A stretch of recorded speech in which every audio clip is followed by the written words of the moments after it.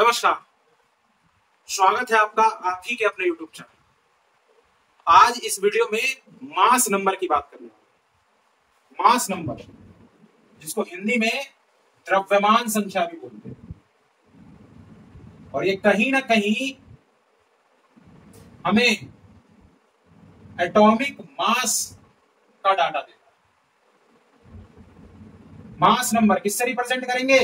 ए से रिप्रेजेंट करेंगे। किसी भी एटम का mass number number of protons plus number of neutron के सम के बराबर होता है।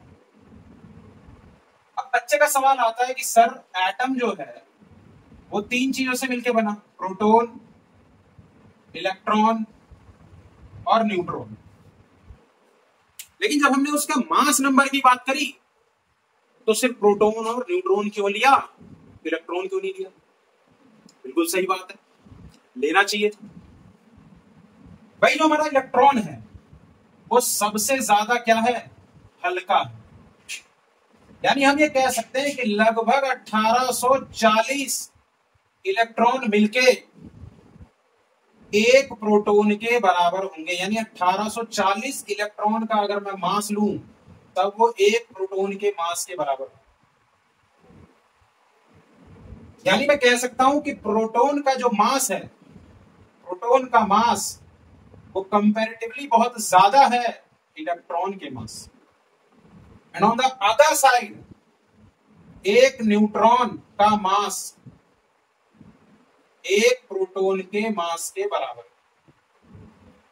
आपको समझ आ रहा है मैं क्या बोल रहा हूं?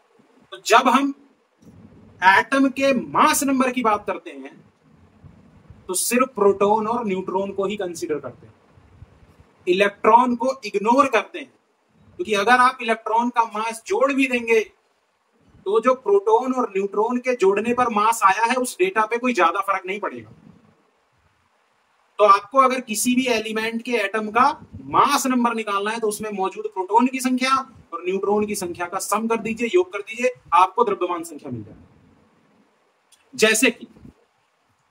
जैसे कि आपका सोडियम 11 प्रोटॉन है, 11 इलेक्ट्रॉन है और 12 न्यूट्रॉन। तो अगर मैं कहूं एटॉमिक नंबर तो बच्चे समझदार हो चुके हैं, 11 कहेंगे, चाहे आप प्रोटॉन के बेसिस पे कह दो या इलेक्ट्रॉन के बेसिस पे। लेकिन अगर मैं कह रहा हूं मास नंबर तो 11 प्रोटॉन और 12 न्यूट्रॉन, यानी कि 23 जो है वो उसका मास नंबर। समझ में आ रहा है कि नहीं? इस तरीके से आप किसी भी एलिमेंट के एटम का एटॉमिक नंबर और मास नंबर दोनों निकाल सकते हैं। एटॉमिक नंबर निकालते समय तो आपको थोड़ा ध्यान भी रखना है, क्योंकि अगर वो आयन है तो एटॉमिक नंबर सिर्फ प्रोटॉन के बेसिस पे निकलेगा, और अगर वो इलेक्ट्रिकली न्यूट्रल है तो एटॉमिक नंबर इलेक्ट्रॉन या प्रोटॉन किसी के बेसिस पे भी निकल जाए। लेकिन मास नंबर चाहे वो आयन हो या इलेक्ट्रिकली न्यूट्रल एटम, हमेशा प्रोटॉन और न्यूट्रॉन के बेसिस पर ही रहेगा और चेंज भी नहीं होता। सबसे बड़ी बात तो यही है। क्यों? क्योंकि लूज और गेन इलेक्ट्रॉन का हो रहा है और उसके मास को हम इग्नोर करके चल रहे हैं। तो अगर सोडियम आयन के मास की बात की जा रही है तो भी 23 यूनिट, न्यूट्रल एटम सोडियम की बात की जा रही है तो भी 23 यूनिट। समझ में आ रहा है? तो वीडियो पसंद आई हो तो लाइक करिए, कमेंट ड्रॉप करिए, कोई क्वेरी है शेयर करिए। मिलते हैं नेक्स्ट वीडियो में कुछ मजेदार बातों के साथ। तब तक के लिए धन्यवाद।